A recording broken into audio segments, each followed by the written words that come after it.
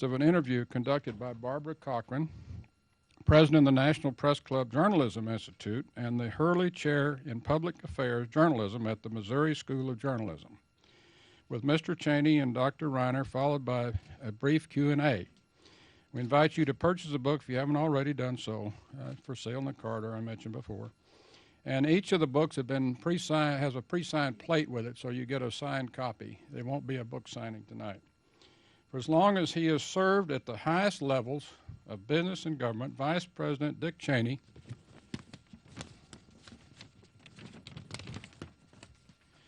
has been one of the world's most prominent heart patients. Now, for the first time ever, Cheney, together with his longtime cardiologist, Jonathan Reiner, MD, shares the very personal story of his 35-year battle with heart disease, from his first heart attack in 1978 to the heart transplant he received in 2012. Heart, the book, has been described as riveting, singular memoir of both doctor and patient. Like no U.S. politician has before him, Cheney opens up about his health struggles, sharing harrowing, never-before-told stories about the challenges he faced during a perilous time in our nation's history. Dr. Reiner provides his perspective on Cheney's case and also gives readers a glimpse into his own education as a doctor and the history of our understanding of the human heart. The book Heart stands as an optimistic book that will give you hope to the millions of Americans affected by heart disease. Ladies and gentlemen, please join me in welcoming Mr. Cheney and Dr. Reiner. Thank you.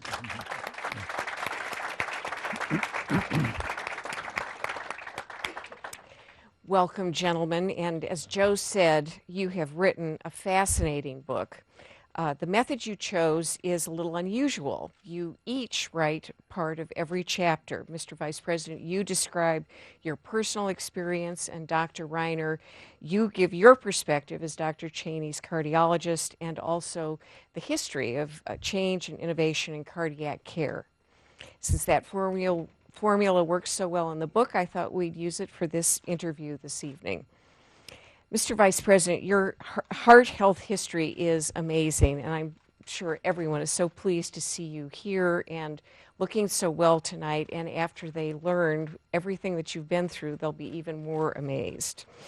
You've had 5 heart attacks, numerous catheterizations, quadruple bypass surgery, the implantation of stents, a defibrillator, and a heart pump, and then 20 months ago, you received a heart transplant.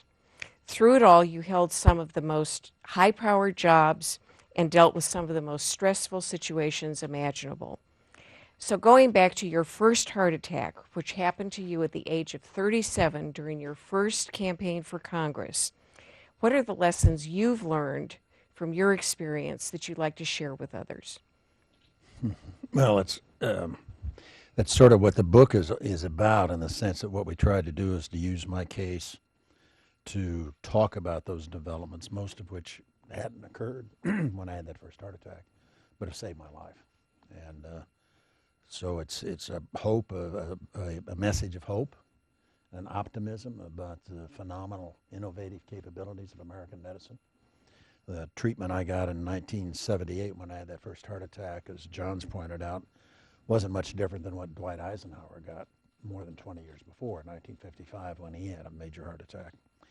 And I guess if I were to mention lessons, a couple of things come to mind from a personal standpoint. One is, when I had that first heart attack in the middle of my first campaign, I asked my doctor, a man named Rick Davis in Cheyenne, Wyoming, an internist, I said, does this mean I have to give up the campaign? And his response was, oh, heck, Dick, hard work never killed anybody.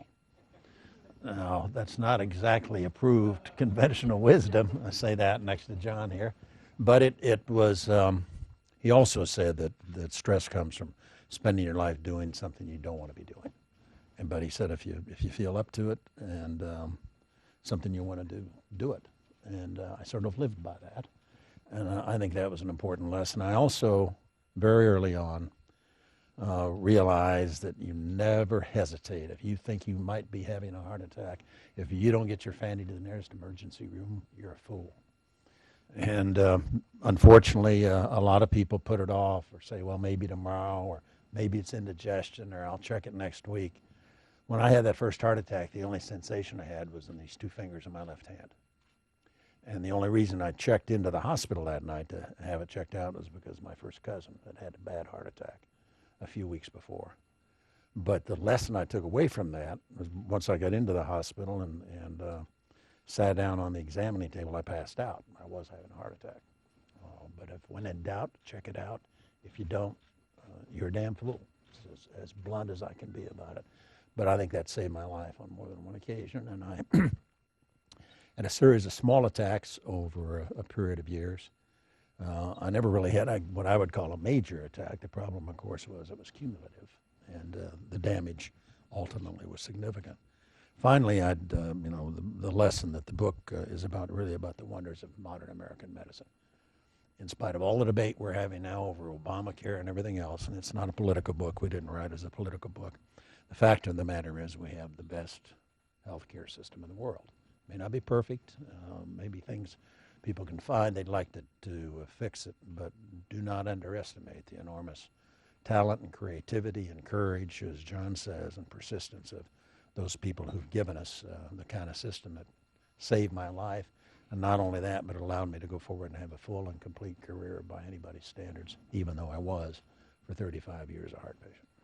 Thank you, and that leads perfectly to the question I wanted to ask Dr. Reiner, which is, you write in the book that for many years the new developments in cardiac care seem to arrive just in the nick of time to help Mr. Cheney.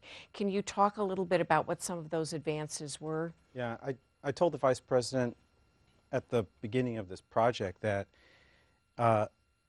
it's like you're driving down a road very early in the morning, maybe early on a Sunday morning, and there's very little traffic on the road, and the lights ahead of you, stretch out red, but just as you reach the lights, each light turns green.